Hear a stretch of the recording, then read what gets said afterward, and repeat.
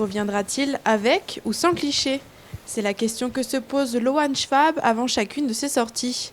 Aujourd'hui, direction les Vosges pour tenter de photographier un cerf pendant le brame. Camouflé jusqu'au bout des doigts, Loan se dirige dans la forêt à la recherche d'indices.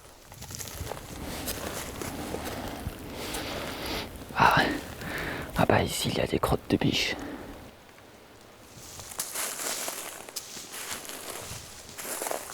Et un peu plus loin, Bah là c'est une place de brame qu'un cerf a dû préparer il y a une semaine et demie.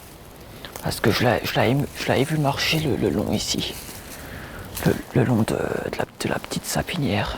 Il prépare une place légèrement plate comme ça. Et ensuite il marque son territoire en urinant. Et il marque aussi les arbres aux alentours pour dire que ici c'est mon territoire.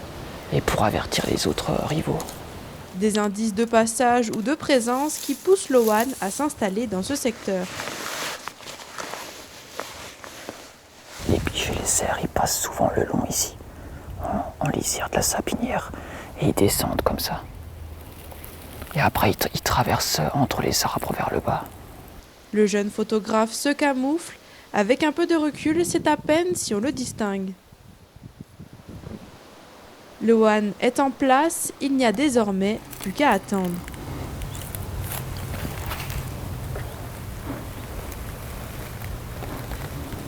Généralement, quand je fais des affûts, ça peut aller de 1 heure jusqu'à 5 heures. Parfois, j'ai déjà fait des affûts de 8 heures, mais pas plus. Quand on aime la nature, le temps n'a pas d'importance. Bon, c'est sûr qu'après, c'est un peu long, quand même, quand il n'y a rien qui vient. Aujourd'hui, la forêt est bien calme en cette fin d'après-midi, mais 2 jours plus tôt, Loan avait croisé un cerf.